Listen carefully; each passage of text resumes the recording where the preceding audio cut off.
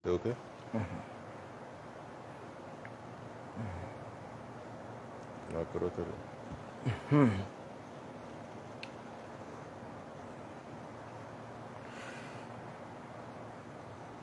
Malien cɛmuso denmisɛnnin mabakɔrɔ Mali kɔnɔ Mali kɔ kan an mun sualen don an na nin waati na walimadɔn foli o bɛ kɛrɛnkɛrɛn ka lase aw bɛɛ lajɛlen ma k'aw fo aw ka hɔrɔnya ni aw ka danbetigiya la k'aw fo aw ka yɛrɛwoloya la sanga ni waati bɛɛ m'o de fɔ n ko ni n ko malidenw n ka mɛn maliden hɔrɔnw maliden danbetigiw maliden yɛrɛwolow de ma sanga ni waati bɛɛ lajɛlen na aw ɲɛ bɛ maa min sigilen na n kɛrɛfɛ nin tɛ maa dogolen ye an ka jamana kɔnɔna na maaden de don i bɛ se k'a fɔ i n'a ma sigi ka baro i bɛ se k'a fɔ ko ayiwa i m'a ye i ɲɛ na ɲɛŋɛ barisabu i b'a ye bɔlɔlɔ kanna sanfɛ an ka barosigiw la k'a fɔ ko i m'a ko mɛn siga bɛ don i ka kɔrɔfɔw la honorable docteur Fuseni Watara ani ale de sigilen filɛ nin ye kulu min bɛ ayiwa i ka dɔn k'a fɔ Mali kɔnɔ bi n'a bɛ ka yɛlɛ ni fanga ni barika ye n'an k'u ma ko COREMA collectif pour la refondation du Mali i n'a fɔ an ɲɛ b'a sɛbɛn na cogo min na ja kan nin ye taamasiyɛn ye min bɛ olu jira Mali fan bɛɛ lajɛlen ani diɲɛ yɛrɛ kɔnɔ nka i ka dɔn k'a fɔ n'i y'a ye t-shirt in bɛ an gana waleɲuman dɔ de don anw tɛ maako la anw bɛ faso jɔlaw de kɔkɔrɔma don COREMA yɛrɛ ye hakilina sɔrɔ ka media presse Mali officiel kɔkɔrɔma don gɛlɛyaw kɔnɔna na ka sanga an ka baara yɛrɛ ɲɛtaa ma barisa an ka baara tɛ dɔwɛrɛ ye ka malidenw kalan k'u kunnafoni k'u bilasira sanga ni waati bɛɛ lajɛlen u kana se ka bi fili kɔnɔna na COREMA y'o taabolo ye o taabolo jalen kɔ COREMA ye COREMA ko aw ni anw bɛ kun aw ni dɛmɛ ka kan o de kosɔn sanga ni waati bɛɛ lajɛlen n'an y'an dama kasi ka kule ka ɲɛsin u ma i ka dɔn k'a fɔ o bɛ an jaabi an ka foli b'u ye maliyɛnw COREMA o ɲɛmaa de filɛ nin ye honorable docteur Fuseni Watara ɲɛmaa dankanw bɛ yen i n'a fɔ honorable docteur Abubakar Sidiki Fɔnba i n'a fɔ honorable Sherif Usman Ag Mohamedun Aidara u ka ca an tɛna se ka bɛɛ lajɛlen tɔgɔ fɔ ɲinɛ tɛ nka COREMA maa bɛɛ ka foli bɛ yan CNT maa de don Conseil national de la transition wele bilala maa hakilima minnu ma jamana ɲɛmaa fɛ n'o ye Asimi Goyita ye aw de ye jamana hakilimaw ye hakilimaw ka ca nka n mago bɛ aw de la walasa ka se ka baaraw lakɔlɔsi jamana yɛrɛ kɔnɔ u bɛ taa sira ɲuman kan wa u bɛ taa sira juguman kan wa a ye maanifɛnw latilen u ka baara la kɛrɛnkɛrɛnma action gouvernementale barisabu ni fanga yɛrɛ makarani tun bɛ Asimi kɔnɔ a kelen CNT tun tɛ sigi sen kan CNT kɔnɔna na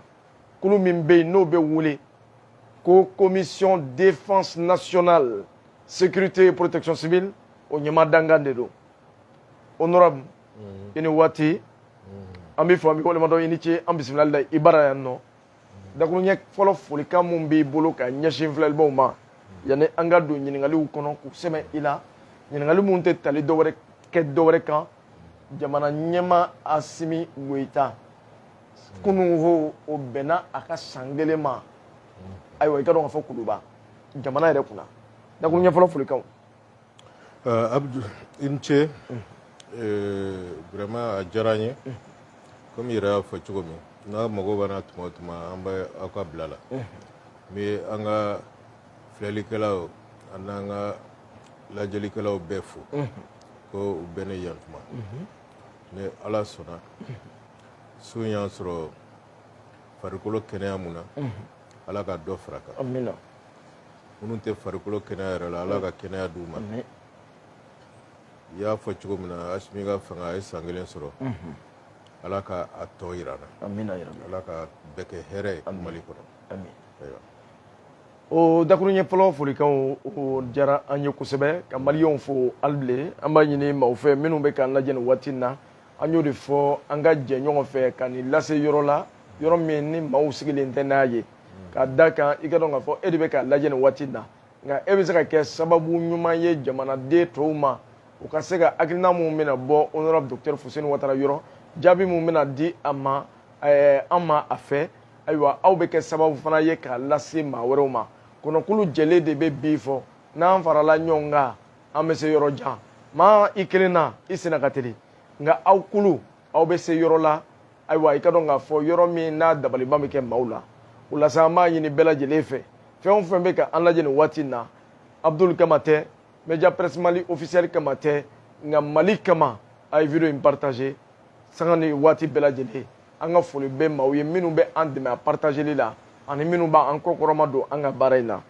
honorable docteur Fuseni Watara jamana ɲɛmaa Asimi Goita a y'i kale jamanadenw ɲɛnɛ i ka dɔn k'a fɔ kunu bɛnna a san kelen ma i doigt cɛ Abubakar Sidiki Fɔnba tiɲɛ de don a bɔra ka walawalali dɔw kɛ bamananw tubabukan na a bɛ sɛbɛn ko la répétition est pédagogique ka segin kow kan waati bɛɛ ka ɲɛfɔli kɛ barisa don o don maa kura de bɛ na ka na lamɛnni kɛ ka faamuya sɔrɔ don o don fana maa kɔrɔlen fana bɛ sigi k'a lamɛn walasa ka se ka faamuba sɔrɔ a ko la barisabu kuma nafamaw de bɛ bɔ aw da o de y'a to anw bɛ aw sɛgɛrɛ waati bɛɛ lajɛlen la Media Presse Mali bɛ officiel bɛ ɲininkali sɛbɛn i la san kelen in kɔnɔna na Korema ye mun de ye Asimi taabolo la ka sanga Korema yɛrɛ ka laɲiniw ma barisabu ni n ko Korema ka laɲiniw maaw k'a faamu Korema tɛ a yɛrɛbakun ka ci la a bɛ a yɛrɛbakun ka ci la malidenya la ani maliden tɔ bɛɛ lajɛlen barisa f'an k'o walawala maaw ye Korema ye malidenw ta de ye wa fanga ɲinijɛkuluw bɛ a kɔnɔ société civile b'a kɔnɔ maanifin yɛrɛ yɛrɛma gansan i b'a kɔnɔ ka sɔrɔ i tɛ tɔn na Korema ye taabolo jumɛn de ye Asimi la ani Korema ye laɲini mun kɛ kabi Assise nationale de la refondation u ye mun de ye Asimi ka san kelen kɔnɔ min ye olu yɛrɛ lawasa ani mun de taara ba la olu yɛrɛ ka laɲini kɔnɔna n ce ka ɲininkali la n'i y'o fɔ o jaabili ka nɔgɔn kojugu n b'o o jaabi dakuru ɲɛ kelen an ye mun ye Asimi la faso kanu a banna a kelen tɛ a n'a tɔɲɔgɔnw a n'an ka golomasiri tabagaw faso kanu an y'o de y'u la o bɛ kuma bɛɛ ɲɛfɔ parce que mɔgɔ ne faso kanu b'i la i tɛ fɛn wɛrɛ sɔrɔ k'a bila ɲɛ i b'o de bila fɛn bɛɛ sanfɛ o kɔrɔ ye i bɛ jɛ ko caman kɔ i ka faso kosɔn k'i ka faso jɔ donc o hakilina mun b'a la faso kanu mun b'a la o de an da la o de an tugu a kɔ o de la an ko n ko an bɛ bɔ parce que n'i y'a ye o kanu kelen de fana banna an bɛ ɲɔgɔn dɛmɛ de k'a fɔ k'an bɛ Asimi dɛmɛ o tɛ parce que Asimi ko ko Mali donc n'i bɔra ka Mali dɛmɛ o kɔrɔ ye i y'a Asimi fana dɛmɛ a bɛɛ ye kelen donc an ye faso kanu de y'a la o de la n ko o jaabi ka nɔgɔn kosɛbɛ donc a ka san kelen in kɔnɔ an y'a ye a ma waleya ta k'a ɲɛsin a yɛrɛ ma mun bɛ o ko fisaya ni faso kunko ye parce que an ye président ye yan u tun tɛ se ka dɔgɔkun kelen yɛrɛ kɛ Mali kɔnɔ yan même tile 3 u tun bɛ voyage dɔrɔn de la an ka nafolow tiɲɛ mais mɔgɔ tɛ se k'a fɔ ko depuis Asimi nana i y'a ye o voyage ba ninnu na a ye o wari tiɲɛlen ba ninnu to yen mɔgɔ ka kan k'a miiri fɔlɔ le fait que a t'o voyage fɛn kun yɛrɛ t'a la ne dépense tɛ o yɛrɛ économie ba de ye Mali budget ma fɔlɔ parce que président ka déplacement a ma nɔgɔn an ye komi n y'a fɔ cogo min na dɔw ninnu an y'u ka déplacement caman ye a ye dépense mun don an ma o nafa sɔrɔ a la k'a sɔrɔ n'i y'a fɔ k'a bɛ ka taa kungo ɲɛnabɔ de donc Asimi an b'a fo la fɔlɔ parce que a ye faso ka sɔrɔ lakana kosɛbɛ o ye kelen ye filanan a y'a essayer k'i ɲɛsin baaraw de ma mɔgɔ fɛn fɛn bɛ se ka baara ɲuman kɛ a y'a ɲɛsin o de ma k'a essayer ka dɛmɛ kɛ pour que bɛɛ ka se ka baara kɛ hakilisigi la mɔgɔ bɛ baara kɛ hakilisigi la cogo di o y'a ye fɔlɔ ne mɔgɔ bɛ baara la u k'a dɔn denbaya min b'u bolo u bɛ se k'o denbaya balo u bɛ denbaya balo cogo di o kɔrɔ u b'u ka sara sɔrɔ donc a y'a ɲɛsin o ma fɔlɔ pour que sara kana dɛsɛ maliyɛnw na wa bibi in na Mali filɛ nin ye a san 2 de ye nin ye an de bɛ an yɛrɛ balo an tɛ dɔrɔmɛ minɛ mɔgɔ fɛ parce que n'i y'a ye i b'a minɛ yɛrɛ o k'u b'a di de comme yɛrɛ o k'u t'a di an fana m'a deli wa an ka budget an yɛrɛ de bɛ baara la ka se ka bɛɛ sara o dun ye ko ye ni fɛn fɛn y'o mɛn mɔgɔ kan k'u sigi k'o kɔrɔ lajɛ kosɛbɛ ka jukɔrɔma siɲɛ kosɛbɛ o ye mun ye san tɔw la an y'a ye k'a fɔ ko Mali ka sɔrɔ bɛ yen o y'a sɔrɔ gɛlɛya kun t'an kan o kɔrɔ de ye budget bɛ former cogo di budget bɛ former ni recette de ye recette jɔnni bɛ recette kɛ o y'an ka douane ye fɔlɔ ani an ka impôt mɔgɔ a ba bɛ bɔ yen de ani Mali ka sɔrɔ wɛrɛw bɛ yɔrɔ minnu na ani Mali bonnet trésor ni fɛn an bɛ to ka minnu kɛ ka kow dafa mais n'i y'o wagatiw jateminɛ an ka frontières bɛɛ kun dayɛlɛlen don gɛlɛya kun t'an kan c'est-à-dire que marchandise kun bɛ don kosɛbɛ o wagati de sɔrɔ kun kan ka bonnet nin ta ka gɛlɛya to yen k'an bɛ gɛlɛya la cogo min na n'i y'a jateminɛ yɛrɛ la logiquement bibi in na recette kun kan ka dɔgɔya ka tɛmɛ wagati min na gɛlɛya kun tɛ mais bibi in na recette ka bon ka tɛmɛ gɛlɛya kun tɛ tuma min na y'a ye an ka frontières datugulen don ni yɔrɔ minnu datugulen tɛ yɔrɔ dɔw bɛ yen banbanci ni fɛnw kun bɛ marchandise bali ka don donc an ka sɛnɛkɛlaw yɔrɔ caman bɛ yen an y'olu fɛnw perdre donc n'i y'a jateminɛ komi n y'a fɔ cogo min na an ka recette kun kan ka dɔgɔya mais bibi in na an ka recette bɛ k'an bɔ o kɔrɔ ye di ko dununko juguya min kun bɛ yen o de bɔra yen parce que n'a ma fɔ mɔgɔw t'a jateminɛ mais n'i ye économiste ye i b'a jateminɛ k'a fɔ nin ye koba de ye donc an ka an ka ministère fo surtout ministère de l'économie et des finances ani an ka impôt mɔgɔw les inspecteurs d'impôt douane fana an ka ka douane fo kosɛbɛ Konate n'a ka jama parce que Konate n'a ka jama ya même o don na ne bɔra n y'a fɔ n ko douane an b'u fo kosɛbɛ mais hali bi u k'u ka digitalisation ye avec 95% na joli u k'a kɛ 100% ye ten sa voilà n'u sera k'o kɛ u tɔgɔ ɲuman dɔrɔn de bɛ sɔrɔ donc u bɛ fo la fɛn fɛn b'i ka impôt sara ka baara kɛ minnu bɛ t'i ka TDR sara minnu bɛ taa nin bɛɛ kɛ u bɛɛ bɛ ka fo n'i y'a ye Mali bɛ se k'a ka mɔgɔw sara bi donc an ka ɲininkali kɛ k'a sɔrɔ transition oui a ko yanni an ka se o yɔrɔ ma fɔlɔ ayiwa a ko yɛrɛ dabaliban bɛ barisa an ye ŋununukan dɔw mɛn k'a fɔ ko européens yɛrɛ dabali banna san 2 gɛlɛya bɛ yen ayiwa i ka dɔn k'a fɔ dɛmɛ tɛ ka ɲɛsin Mali ma san 2 sen da bɛ Mali yɛrɛ ka nafolo kan nka u bɛɛ lajɛlen n'a ta Mali bɛ ka se k'a ka ayiwa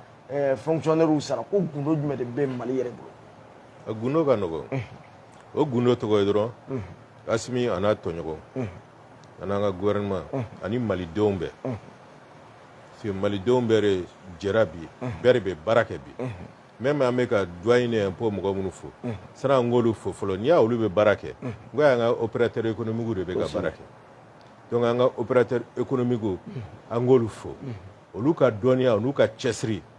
parce que bibi in na mɔgɔ caman fana y'o jateminɛ i ye minnu fɔ sisan n'u bɛ kɔfɛ parce que bibi in na an y'a mɛn u bɛ ka miiri k'u b'a essayer ka gɛlɛya dɔ ta ka so olu fana ma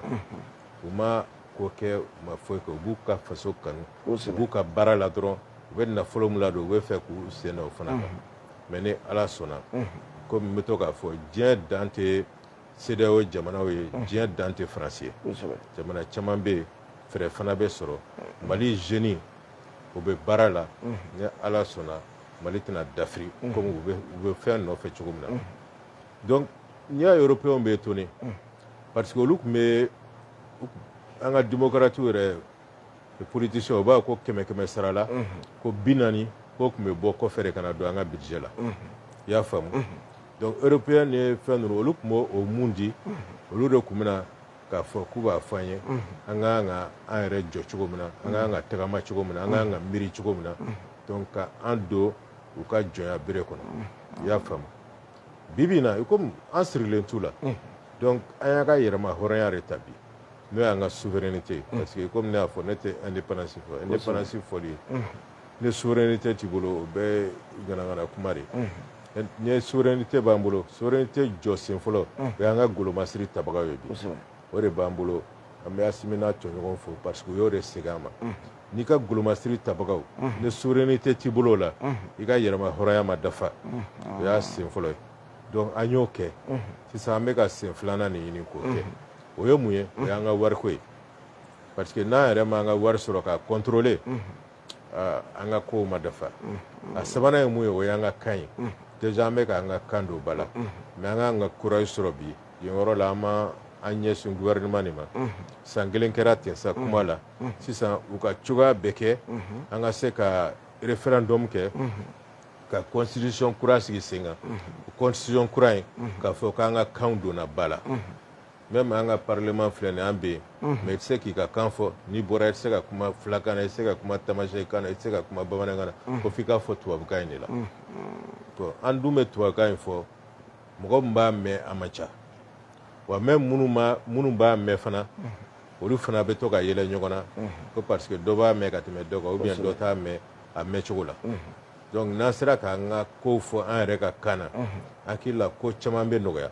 parce que mɔgɔ si tɛna mɔgɔ si kunkolo ɲagami ne sariya bɔra bamanankan na k'a ɲɛfɛ ye bamanankan na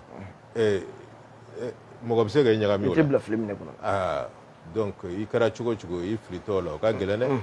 bibi n'a dun a sɛbɛnnen don nanzarakan na an t'a faamu ni ko y'i sɔrɔ i b'i yɛrɛ di avocat de ma bien i bɛ t'i yɛrɛ di procureur ou bien juge ma n'u y'a fɔ cogo min i jɔlen de bɛ to ten i t'a dɔn i b'u jaabi cogo min na mais n'i b'a kalama i yɛrɛ b'a dɔn i kan k'u jaabi cogo min na n'i ka hakɛ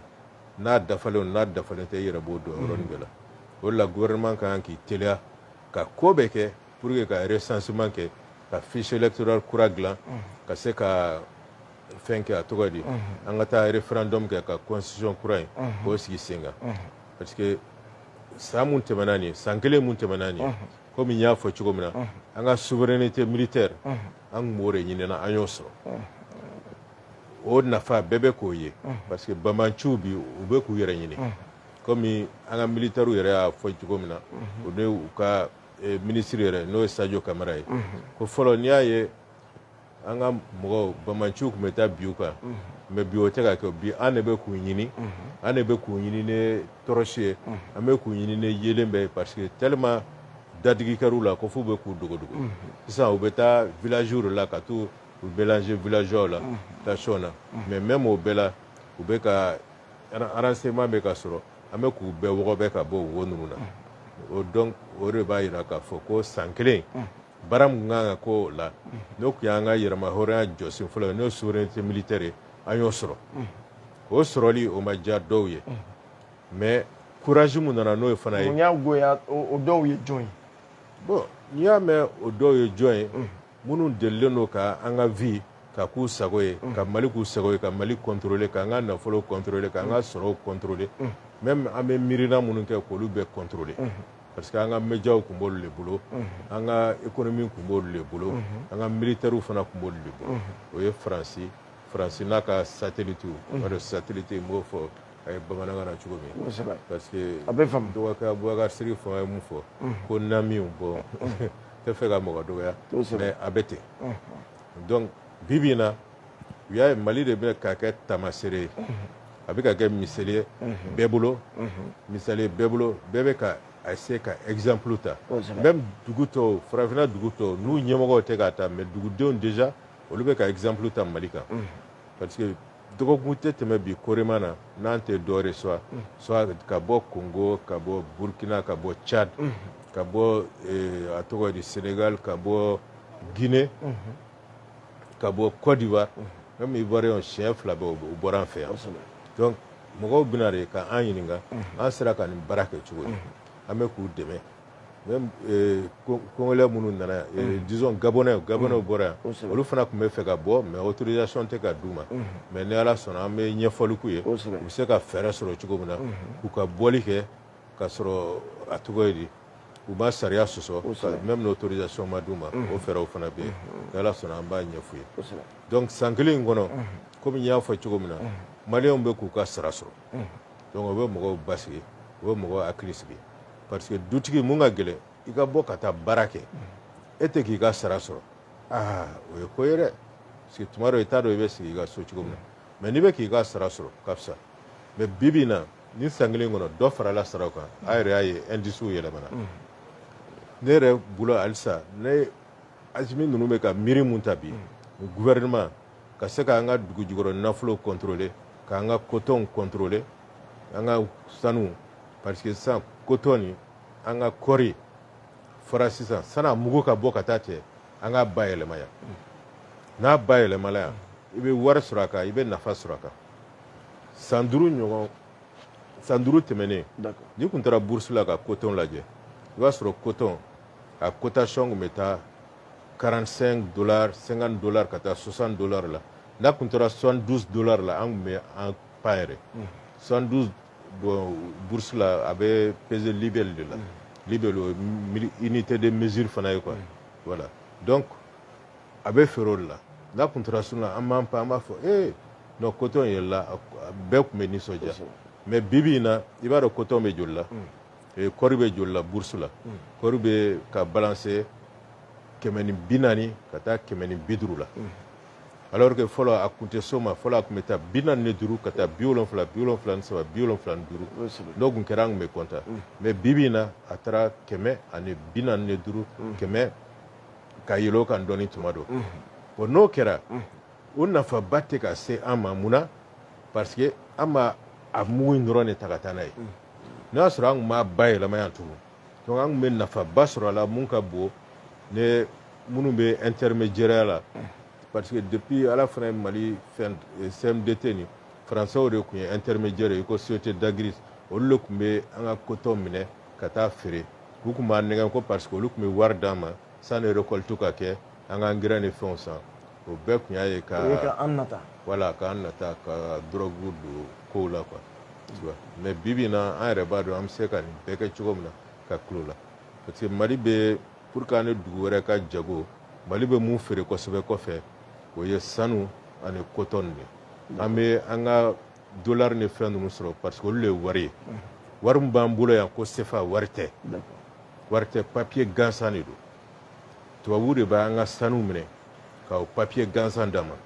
sanu filɛ nin ye n'i taara dugu o dugu la i bɛ se ka sanu falen n'i taara diɲɛ yɔrɔ o yɔrɔ n'i ye sanu bɔ i bɛ se ka falen yen wari la mais franc CFA filɛ n'i bɔra dugu seginw bi yan n'i taara yɔrɔ o yɔrɔ i tɛ se ka falen an ye ayiwa kɔsa in na panafricain dɔ ye a wulila ka taa faransi banki dɔ la a taara ni CFA yɛrɛ ko a b'a falen ayiwa i ka dɔn k'a fɔ hali maa min bɛ banki la o t'a kalama k'a fɔ ko wari in yɛrɛ ko ayiwa namara wari de don min dilanna faransi fɛ ayiwa ko a sɔsɔli cayara ayiwa a y'a dabɔ a kama walasa farafinw ɲɛ ka se ka yɛlɛ ka CFA ko can yɛrɛ dɔn ka faransiw gun ka hakilina ta u yɛrɛ ka ayiwa wari dilan wari min bɛ se k'u nafa ka jɔyɔrɔ di u ma o nɔrɔ mɛ i kumana nin bɛɛ kan an b'a ye k'a fɔ maa dɔw bɛ gɛlɛya b'olu kan hali bi kɛrɛnkɛrɛn ma an ka bololabaarakɛlaw ka taa se ka dɔn k'a fɔ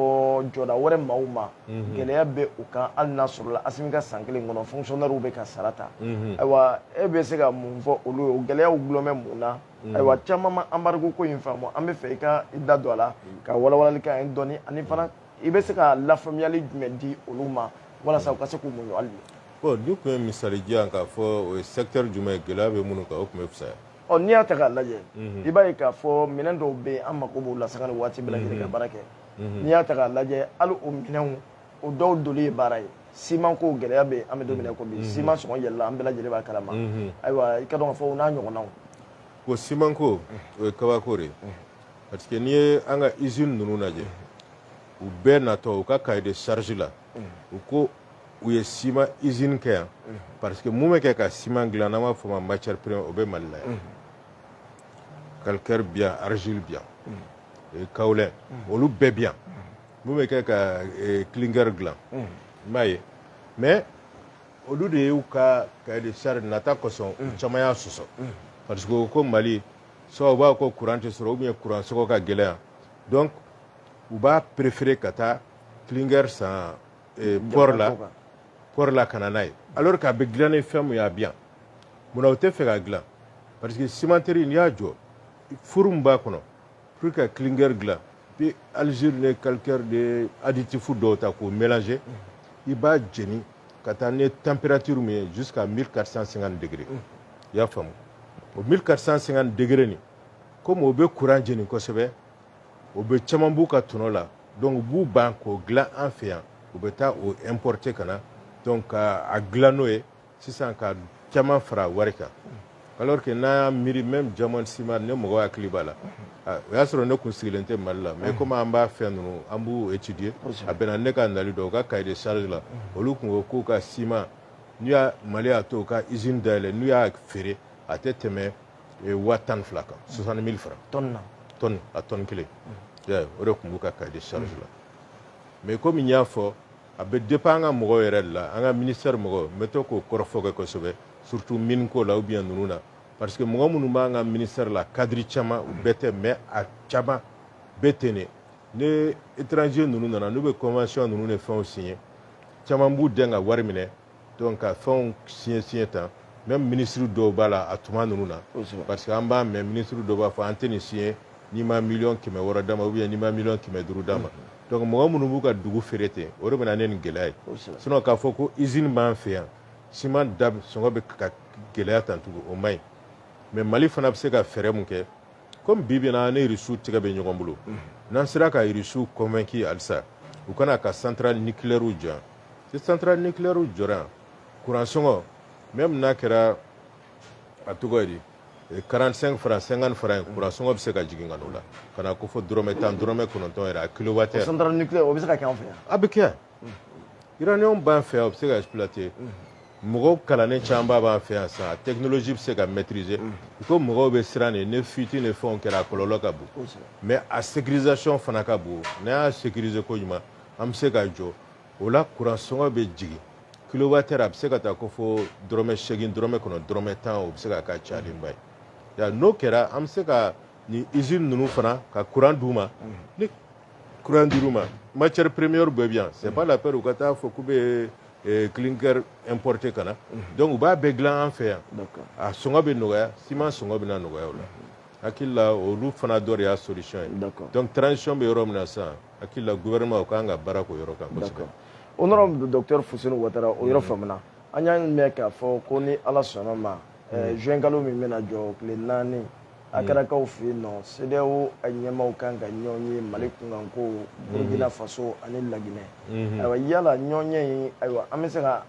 sigi n'a ye k'a fɔ ko nin ye fɛɛrɛ dɔ sɔrɔtɔ ye walasa ka se ka doni min dan bɛ ka da Mali kun k'o wuli bari sabu a kuma caman yalen don hali Ablaye Diop ka kɔrɔfɔw la a b'a la k'a fɔ ko bientôt ko a tɛna ɲɛ bilen hali jamana ɲɛmaaw caman b'a la bientôt o kɔrɔ ye an b'an jigi sigi a kan k'a fɔ ko doni min dan bɛ an kun doni bɛna wuli ka bɔ yen wa bon an de b'a fɔ ko doni dalen don an kun hakili la u ye doni da u yɛrɛ de fana kun doni b'an bɛɛ de kun an dɔrɔn tɛ o mais an hakili la doni an bɛ ka se a kɔrɔ ka tɛmɛ olu kan parce que olu y'a kɛ ni miirina mun ye u dɛsɛra u y'a essayer ka dugu wɛrɛ fara u yɛrɛ kan ka u dɛmɛ u dɛsɛra mais hakili la mɔgɔ minnu tun b'a ɲɛfɛ kosɛbɛ u m'u miiri a tuma la de k'a fɔ an bɛ tɔn kɔnɔ même n'a sɔrɔ Mali ye ko dɔ kɛ n'a ko a bɛ ɲangini ta ka se a ma a y'an bolonɔ bila sɛbɛn mun na a ye ɲangini da o ma mais ne a bɔra o kɔnɔ ka ɲangini ta ka se an ma mun sɛbɛnnen tɛ yɛrɛ u ɲinɛna ko a kɔlɔlɔ bɛ s'u yɛrɛ ma parce que bi an bɛɛ dépannen don ɲɔgɔn na bi an bɛɛ ka intérêt de bɛ ɲɔgɔn bolo mais u y'a ye sisan Mali bɛ ka se a yɛrɛ kɔrɔ Mali bɛ ka solution wɛrɛw sɔrɔ y'a ye bon ko le 4 man jan n'u y'a ta ka bɔ yen o don n'u m'a ta ka bɔ yen déjà an ye port sɔrɔ an bɛ se ka approvisionner yɔrɔ min na u ye mun kɛ sisan dɔrɔn ka essayer ka a tɔgɔ di Bretton Woods mɔgɔw sen don a la ka essayer k'an ka wariko nin bloquer munna u y'o bloquer parce que UEMOA de ye fana ye sariya sɔsɔ UEMOA dirigeant ye sariya sɔsɔ ka se an ma mais même o la n'i y'a ye o bɛɛ kɛra halisa ne bɛ jigin an ka gouvernement na dɔɔnin parce que ne y'a fɔ n bɛ segin k'a fɔ n'i ye nin kuma fɔ a ma diya o ye ne ko depuis don min na UEMOA chef d'état y'u réuni k'a fɔ ko BCEAO mɔgɔw ka an ka compte opérationnel ninnu bloqué k'an ka wari bloqué o don yɛrɛ bɛɛ gouvernement kun ka o y'a sɔrɔ gouvernement parce que u tun b'a kalama gouvernement kun kan k'u sigi déjà ka pôle avocat de dalajɛ juriste ɲɛnama b'an bolo yan ka sin ka action dɔ en recours ka t'u kama non seulement cour de justice de l'UEMOA dɔrɔn ou bien CEDEAO côté dɛ mais an yɛrɛ ka cour de justice la Mali la yan parce que an de ka nafolo don n'u y'a kɛ an tun bɛ se ka BCEAO gouverneur attaquer an yɛrɛ ka justice la yan BCEAO directeur régional mun bɛ yan an tun b'o fana attaquer an yɛrɛ ka justice la yan k'u ka biens saisir wa k'u pénaliser parce que olu ye top manager olu y'u kali kan mun na u y'o sɔsɔ parce que BCEAO gouverneur n'a nana a bɛ a kali de ko BCEAO règlement bɛ yen a b'o de respecter a tɛ don mɔgɔ wɛrɛ ka fɛn ŋanaŋana kuma la ni u ka règlement intérieur a fɔra ka caya même ne seginna kan dɔɔni article 4 la a sɛbɛnnen don ko dugu wɛrɛ mɔgɔ tɛ se ka ordre d'u ma gouvernement ou bien fɛn tɛ se ka ordre d'u ma u k'a fɔ k'u bɛ dugu wɛrɛ ka wari bloquer ka fɛn ko o man kan cogoya si la u ka sɔn o ma donc ni UEMOA chef ye président ninnu dalajɛ ka sariya sɔsɔ ta ale mun tun ye gouverneur ye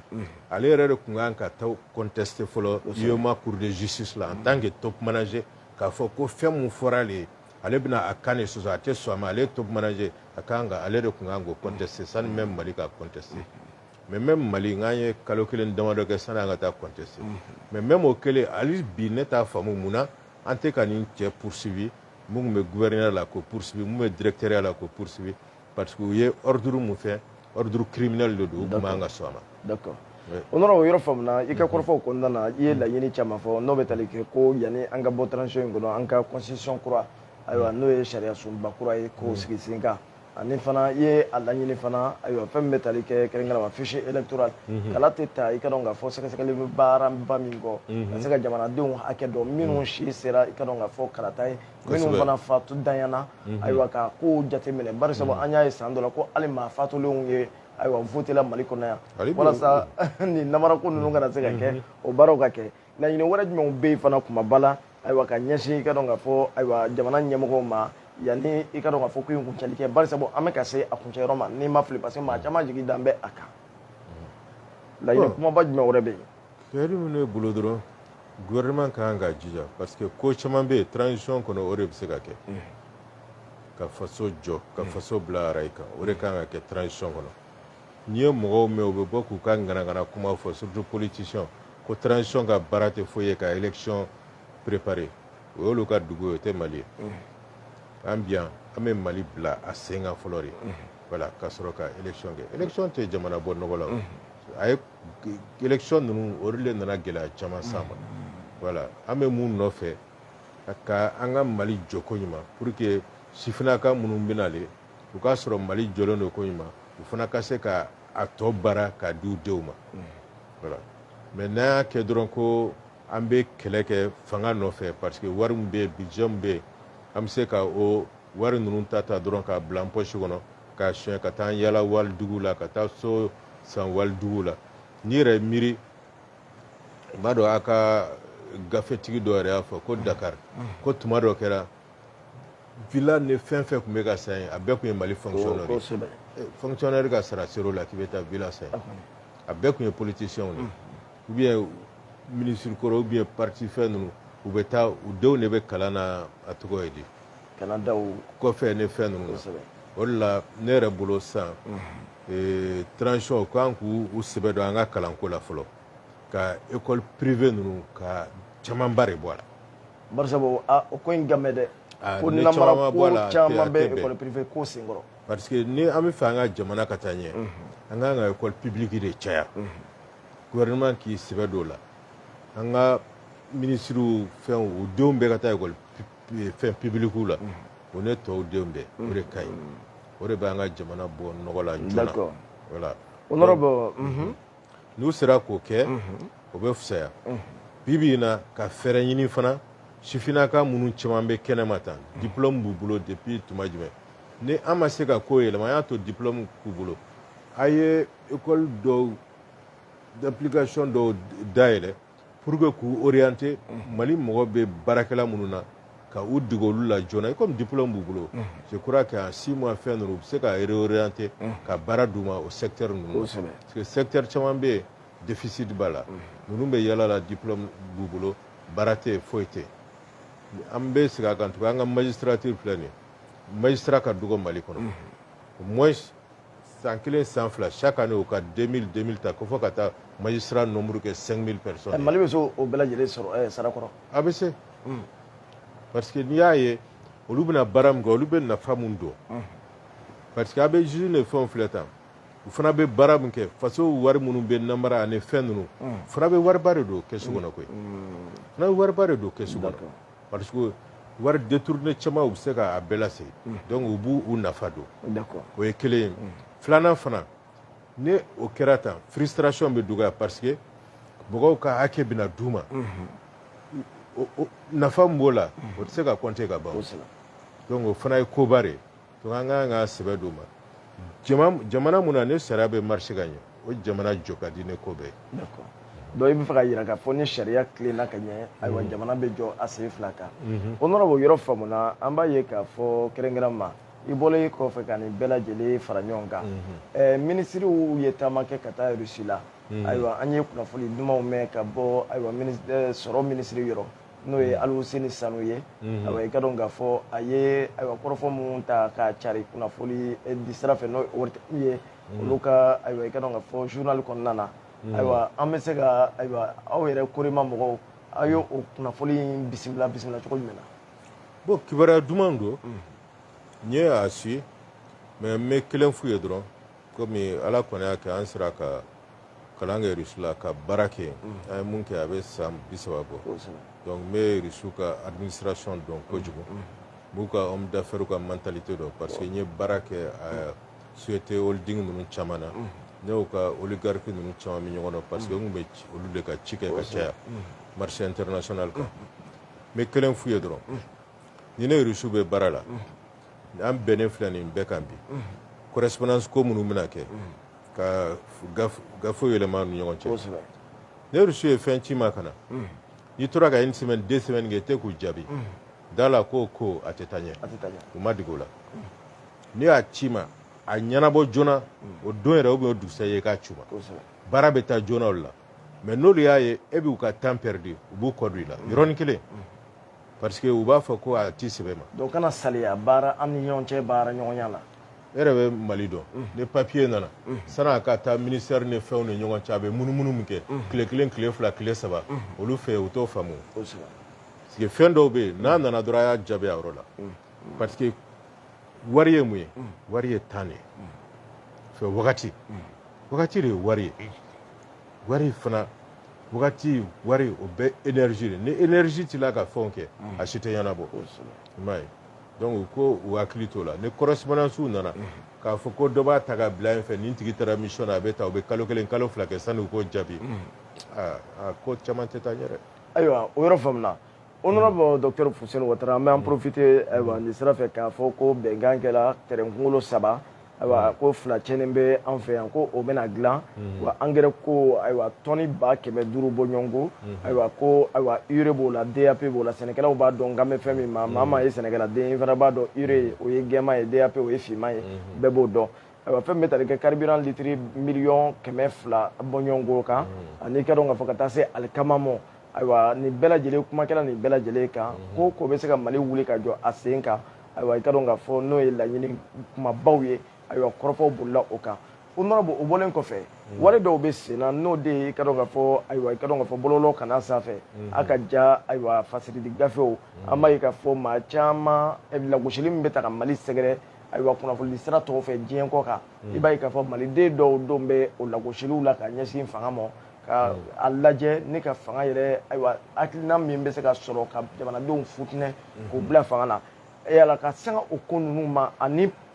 kolobo kalaba kumaw yala waati ma se an bɛ don min na ko bi ka ko sigi sen kan ko min bɛ wele fɛɛrɛ min ko min bɛ wele ko tolérance zéro ayiwa ani yuruguyurugu kɛlɛli hukumu kɔnɔna na barisa an y'a ye k'a fɔ tolérance caman kɛra ayiwa maaw bɛ sonyɛli kɛ ayiwa ɲɛ bɛ tugu a dɔw kan yala waati dɔ ma se ayiwa i ka dɔn k'a fɔ n'i y'a kɛ ayiwa i ka radier wa an y'a ye Asimi bɔra ka fɛɛrɛ kura min sigila sen kan jamana ɲɛmaaw fɛ ko jateminɛkɛla Asimi yɛrɛ y'a fɔ a da la ko maa dɔw bɛ yen u bɛ baara 2 la maa dɔw bɛ yen u tɛ taa baarakɛyɔrɔ la maa dɔw yɛrɛ bɛ yen u tɛ baara la u tɔgɔ bɛ yen ayiwa u bɛ ka sara ta ka jamana nafolo dun tɛ ko san o san jamana bɛ wari hakɛ dɔ pɛridi ali ancien fictif be a yira la k'a fɔ jamana bɛ miliyari 1 ani miliyɔn caman de perdu san o san donc est ce que waati dɔ ma se an bɛ don min na ko bi tolérance zéro o ka kɛ an ka jamana kɔnɔ wa. kosɛbɛ n b'a ye Mali fɛn ye mun ye problème ba ye mun ye o ye musalaha de an ka musala in de ka dabila parce que depuis musala donna Mali ko la an ka ko caman bɛ ka tiɲɛ dɛ taa hakili b'a la même a fitininma musala ba in tun tɛ fɛn dɔ bɛ yen n'i y'a kɛ même i ka so ko jeliba bɛ bila i ɲɛ ka taa i ka so ka delili kɛ a kun tɛ sɔn parce que a b'a fɔ k'a tɛ taa a yɛrɛ tɔgɔ tiɲɛ o la parce que a b'a fɔ e ye denkolo ye ou bien e ye fɛn mais Mali baarayɔrɔ u bɛ ka mun fɔ tan n'i ko k'i b'a perte jateminɛ économiquement a perte ka bon mun na parce que mɔgɔ min tɛ baara la ka taa dɔ tɔgɔ sɛbɛn ten a tigi tɛ baara la c'est à dire que o tigi kun kan ka baara min kɛ ne faso kun ka nafa ye b'o la o tɛ ka kɛ o ye perte ye Mali bɛ tila ka sara d'o ma o ye perte ye jeune min kun kan ka na o nɔ la ka baara kɛ o jeune fana bɛ yalala la ten o fana ye perte ba de y'an bolo parce que o jeune tɛ ka expérience sɔrɔ a tɛ ka a yɛrɛ former ka ye parce que a ma baara sɔrɔ donc o jeune fana tun bɛ ka nafa mun ɲɛ mɔgɔ wɛrɛw ye n'a bɛ baara la o fana ye perte ye donc nin ye perte naani ye tan o kɔlɔlɔ ka bon jamana ma kojugu minnu bɛ ka nin kɛ criminels de don n'u minɛna u kan ka juger de ani minnu b'u kɔma dogo fana olu fana kan ka juger parce que an b'a dɔn bi bi in na u b'a fɔ ma rusu b'a fɔ ma ko meurtre bɛ douce c'est à dire que les âmes mortes minnu ye u tɛ yen mais u tɔgɔ bɛ yen donc dɔw de bɛ a sara ta même an ka golomasiri tabagaw ka yɔrɔ la fɔlɔ dɔw fana tun bɛ nin kɛ minnu bɛ fatu par exemple kɛlɛkɛyɔrɔ la u t'u tɔgɔ bɔ yen dɔ bɛ to ka t'u sarata i b'a sɔrɔ a tigi a muso tun bɛ yen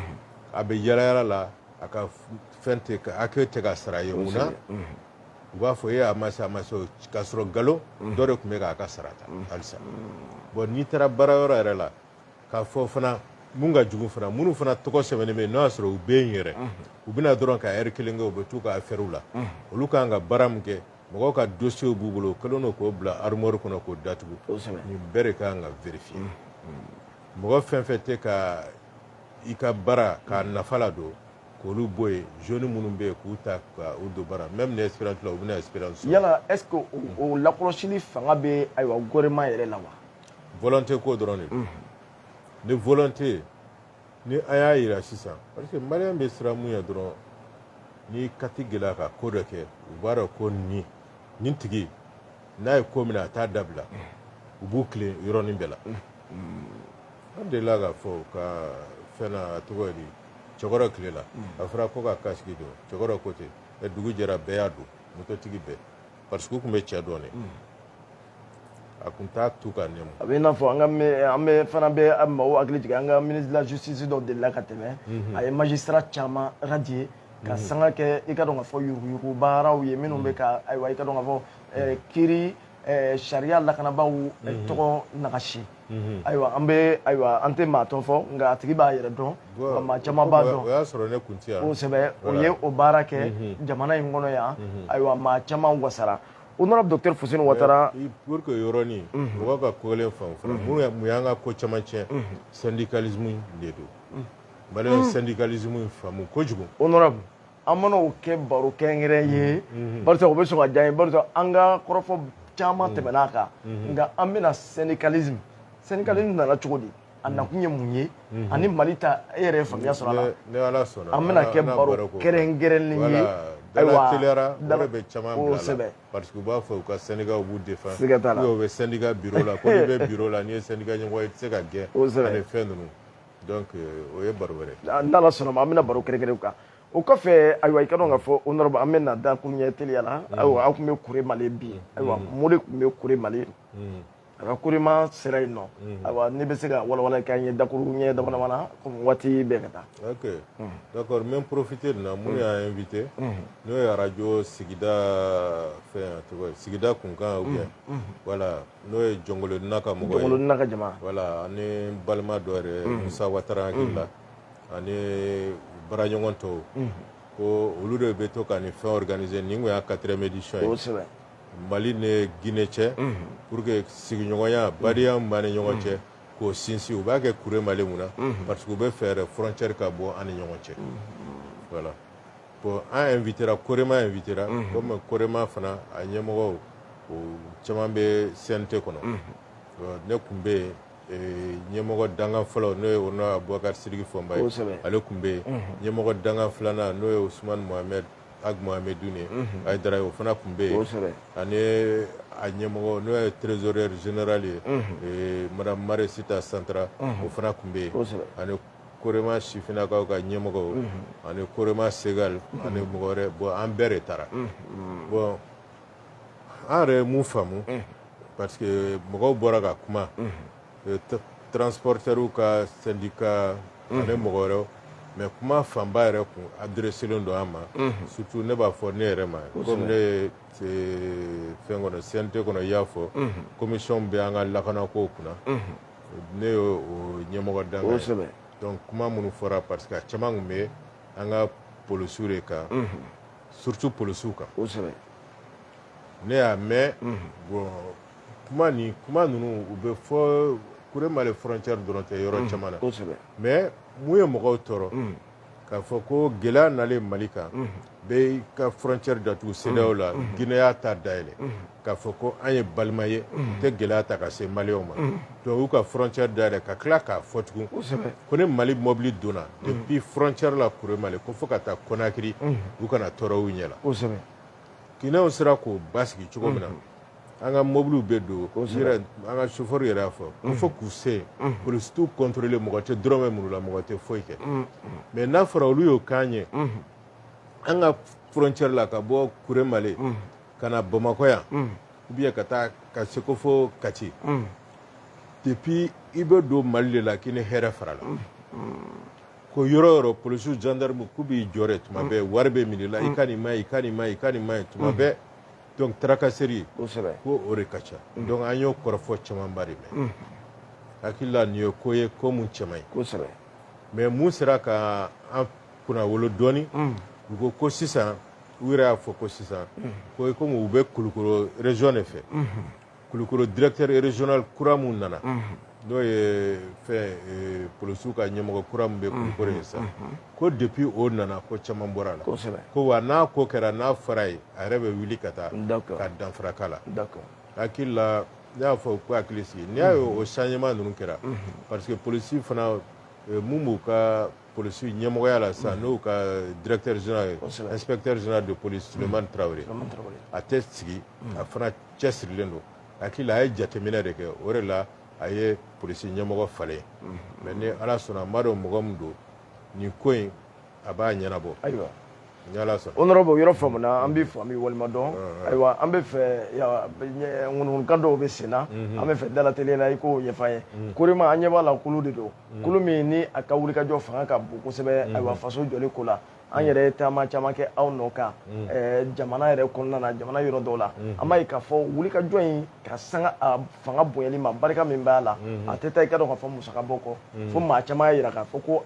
i bɛ taa sɔrɔ Korema ani politikimaa dɔw de tigɛ bɛ ɲɔgɔn bolo u ye maa dɔw yɛrɛ tɔgɔ fɔ an da tɛna s'a ma ko olu de bɛ ka i ka dɔn k'a fɔ nafolomugu di Korema ma ka baara kɛ Korema yɛrɛ ayiwa ni baaraba min ni a bɛ k'a kɛ ni fasojɔ baara min bɛ ka fɔ ni musaka ninnu ayiwa gundo jumɛn de b'aw bolo walima musaka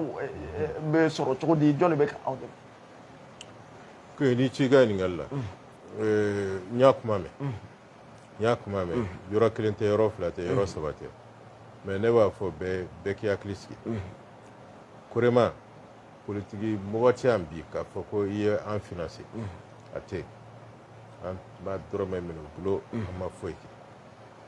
mɔgɔw bɛ se ka invité k'an ka taa yɔrɔ la an ka taa manifestation kɛ an yɛrɛ b'an ka carburant bɔ ni mun ko k'u b'an dɛmɛ tuma dɔ o ye ka micro ni salle ni fɛnw ye n'u yɛrɛ b'u ka yɔrɔ la u bɛ se k'o kɛ an bɛ sɔn o ma a banna mais k'a fɔ ko e de bɛ Korema financer nkalon tɛ tɛmɛ a kan an bɛ ne ka société bɛ n bolo Honorable Abubakar Sidiki Fɔnba ka société b'a bolo Mohamed Ousmane a fana ka wari sɔrɔ yɔrɔw b'a bolo ani an bɛ an ka indemnité minnu ta an de b'an tɛgɛ fara ɲɔgɔn kan wari tuma dɔw kalo bɛ ban tuma min na o y'a sɔrɔ an bolo banna parce que an b'an yɛrɛ de ka wari don a la parce que kanu de don parce que an y'a fɔ militaire yɛrɛ nin di cogo min na Mali ma bi Asimi n'a jɛɲɔgɔn an fana man ka to kɔ o la parce que an bɛɛ bɛ faso kanu ni an yɛrɛ de ye ne mɔgɔ bɛ sɔrɔ k'a fɔ ko korema bɛ tugu mɔgɔ min ka kuma kɔ bi o ye cɛbalen fila ye bi soit Asimi soit Malik mais ninnu Malik Diaw n'o ye CNT président ye ani Asimi Goïta n'o ye an ka président ye mais ninnu si ma deli ka u kan bɔ a ma k'a fɔ a y'a kɛ tan ou bien a kana kɛ tan an n'u bɛ se ka kuma ne ko mun ma ɲi an b'an ka analyse kɛ k'a fɔ n'u y'a jateminɛ a ka ɲi u b'a don ba la n'u y'a don ba la fana faso bɛ taa ɲɛ ten voilà donc an b'o de la tant que olu bɛ faso kanu na u b'u ka faso baara mun na korema fana bɛ ka baara kɛ pour que k'olu ka baara de jukɔrɔma tintin tant que u bɛ yen tant que fɛɛrɛ bɛ se ka sɔrɔ korema bɛ se ka fɛɛrɛ sɔrɔ ninnu ka to yen ka faso bɔ nɔgɔ la an b'u kɔ d'accord voilà donc ne mɔgɔ mɔgɔ ko an bɛ kɔ bi ou bien i bɛ korema manipuler ou bien i bɛ taa buruyi wɛrɛ fɛ Abubakar Sidiki Fama ka kuma ko kɔnɔsu tɔmɔkan de don ou bien kɔnɔsu feere ka kolobo kalaba kuma o kɔrɔfɔ faamuna donc honorable i bɛ ayiwa kɔrɔfɔ kuncɛ kuma kɛ ayiwa ka foli di ayiwa filɛbagaw ma an ka bita kuncɛ ayiwa n'Ala sɔnna ma don n'a nataw i n'a fɔ an ye syndicalisme kɔrɔfɔ cogo min na an bɛna baro kɛrɛnkɛrɛnnen k'a kan ayiwa yan'o don cɛ dakuruɲɛ fɔlɔ dakuruɲɛ min b'i bolo ka kɔrɔfɔ kuncɛ ayiwa i ni ce ka ɲininkaliw la an kɔni bɛ bɔ an bɛ kuma an tɛ politicien ye ten an ye a tɔgɔ ye di expert ye domaine dɔw la n'i ye ɲininkali kɛ an bɛ analyse f'i ye an bɛ se ka fɛn ninnu f'i ye ka kuma munumunu cogoya dɔ la n tɛ s'a la bon n ma deli o la mais ko taabolo ye mun ye ne b'a fɔ a bɛ se ka diya mɔgɔ ye ni gouvernement ye baara ɲuman kɛ n b'a fɔ n'u bɛ fili la fana n b'a fɔ o kɔrɔ tɛ ko n bɛ mɔgɔ contre la o kɔrɔ tɛ n bɛ mɔgɔ fɛ an bɛ mun fɛ o ye Mali de ye n bɛ segin a kan korema ye pro malien de an bɛ Mali de fɛ ka an tɛ Faransi contre la an tɛ Amérique contre la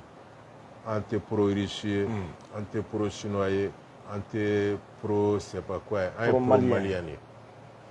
Russiw b'u ka Russila fɛ an b'an ka Mali fɛ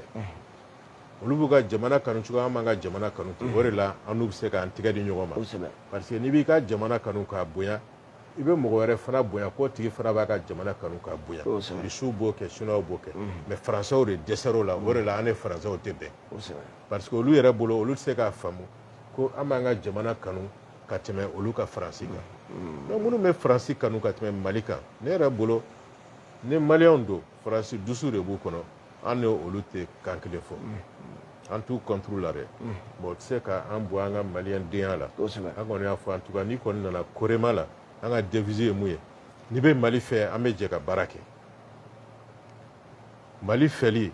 n'i m'a faamu an bɛ a ɲɛfɔ i ye ka kɛ Mali fɛ an bɛ jɛ ka baara kɛ wa n'i ko i tɛ Mali fɛ fana n'i nana an fɛ an b'i diyagoya ka kɛ Mali fɛ